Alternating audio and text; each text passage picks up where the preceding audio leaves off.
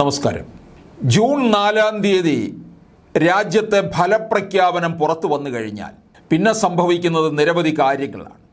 അതിൽ കേരളത്തിലെ ഒരു കാര്യത്തിലേക്ക് നമുക്ക് വരാം. ഇപ്പോൾ LDF എത്ര സീറ്റ് കിട്ടും, UDF എത്ര സീറ്റ് കിട്ടും, BJP അക്കൗണ്ട് തുറക്കുമോ എന്നൊക്കെയാണ് പൊതുവെ ചർച്ച ചെയ്തുകൊണ്ടിരിക്കുന്ന കാര്യം. LDF പാടെ തകർന്നു പോകും, UDF 20 സീറ്റ് നേടും, BJP അക്കൗണ്ട് തുറക്കില്ല എന്നൊക്കെ ഒരു ഭാഗത്ത് ചർച്ച ചെയ്യുന്നുണ്ട്.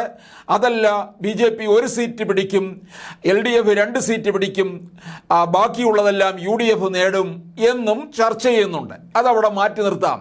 പക്ഷേ ഇതിനപ്പുറമുള്ള മറ്റൊരു കാര്യം നടക്കാൻ പോകുന്നു. BJP അക്കൗണ്ട് തുറന്നാലും ഇല്ലെങ്കിലും കേരളത്തിലെ BJP ഘടകത്തിനകത്ത് ഒരു വലിയ ശുദ്ധികലശമാണ് നടക്കാൻ പോകുന്നത്. കെ സുരേന്ദ്രനെ അധ്യക്ഷ പദവിയിൽ നിന്ന് മാറ്റി നിർത്തും. കെ സുരേന്ദ്രനെ ഇപ്പോൾ വടകരയിൽ രാഹുൽ ഗാന്ധിക്കെതിരെ മത്സരിപ്പിക്കാൻ ഇറക്കിയപ്പോൾ സുരേന്ദ്രൻ മുന്നോട്ട് ചില നിബന്ധനകൾ തന്നെ വെച്ചിട്ടുണ്ടായിരുന്നു. വി മുരളീധരനെ അടുത്ത തവണ 3-ാം വട്ടം നരേന്ദ്രമോദി അധികാരത്തിൽ വരുമ്പോൾ മുരളീധരനെ അവിടെ നിന്ന് ഇങ്ങോട്ടേക്ക് കേരളത്തിലേക്ക് കൊണ്ടുവരും. ആ സ്ഥാനത്തേക്ക് സുരേന്ദ്രനെ ആയിരിക്കും കൊണ്ടുപോവുക.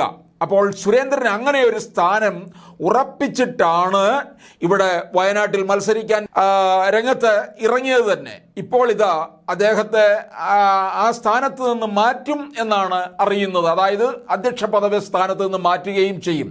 അവിടേക്ക് അപ്പോൾ ആരെയായിരിക്കും കൊണ്ടുവരിക എന്നുള്ള ചോദ്യം ഉയരുന്നുണ്ട്. സുരേന്ദ്രനെ അധ്യക്ഷ പദവിയിൽ നിന്ന് മാറ്റണമെന്ന് ശോഭാ സുരേന്ദ്രൻ നാളുകൾക്ക് മുമ്പ് തന്നെ ആവശ്യപ്പെട്ടിട്ടുള്ള കേന്ദ്ര നേതൃത്വത്തിന് കത്തെഴുതിയിട്ടുള്ളതാണ്.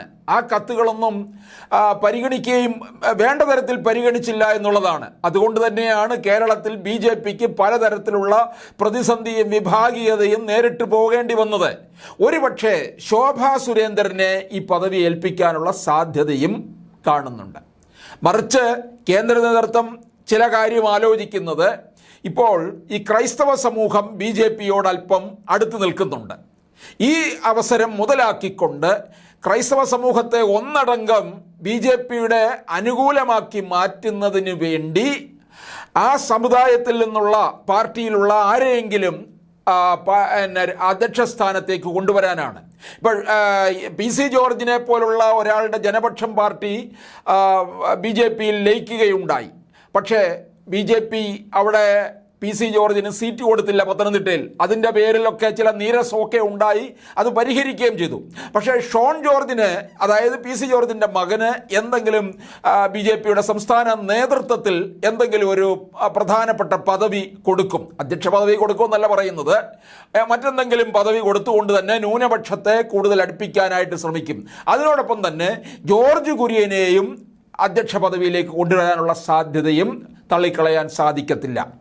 ഇപ്പോൾ അതിനിടയ്ക്ക് ഒരു അഭ്യൂഹം ഉണ്ടായിരുന്നു, സുരേഷ് ഗോപിയെ കേരളത്തിലെ ചുമതല ഏൽപ്പിക്കുമെന്ന്. സുരേഷ് ഗോപിക്ക് കേരളത്തിലെ കാര്യത്തിനകത്ത് താല്പര്യമില്ല. BJPയുടെ കേന്ദ്ര നേതൃത്വവുമായിട്ടാണ് സുരേഷ് ഗോപിക്ക് ബന്ധം മുഴുവൻ. തൃശ്ശൂരിലെ സ്ഥാനാർത്ഥി സ്വയം അങ്ങോട്ട് പ്രഖ്യാപിച്ചത് തന്നെ കേന്ദ്രത്തിലുള്ള ആ പിടിപാടും നരേന്ദ്രമോദി അമിത്ഷായുമായിട്ടുള്ള അടുപ്പവും ഒക്കെ കൊണ്ട് തന്നെയാണ് സ്വയം പ്രഖ്യാപനം അവിടെ നടത്തിയത്. ആ സ്വയം പ്രഖ്യാപനമാണ് ഇവിടുത്തെ BJP ഘടകത്തിന് ഇഷ്ടപ്പെടാതെ പോയതും. അതുമല്ല, ഇനി ഏതെങ്കിലും തരത്തിൽ ഇവ ജയിച്ചില്ല എങ്കിൽ പോലും മറ്റ് സംസ്ഥാനങ്ങളിൽ നിന്ന് രാജ്യസഭയിലേക്ക് വന്നിട്ട് ഒരു സഹമന്ത്രി സ്ഥാനം പോലും സുരേഷ് ഗോപി കാണുന്നുണ്ട്. അങ്ങനെ വന്നു കഴിഞ്ഞാൽ അത് ഒരു സഹമന്ത്രിയിലേക്ക് പോകുമ്പോൾ കേരളത്തിനും അതിൻ്റേതായ ഗുണമുണ്ടാവുകയും അതിലൂടെ സുരേഷ് ഗോപി 2026 ഒരുപക്ഷെ മുഖ്യമന്ത്രി പദവിയിലേക്ക് വരെ ഉയർത്തിക്കൊണ്ടുവരാൻ BJP ശ്രമിക്കുകയും ചെയ്യുന്നുണ്ട്. അപ്പോൾ എന്തായാലും 4-ാം തീയതിക്ക് ശേഷമാണ് ഈ സംസ്ഥാന BJP ഘടകത്തിനകത്ത് ഒരു വലിയ ശുദ്ധികലശം നടക്കുമെന്നുള്ളത് ഉറപ്പാണ്.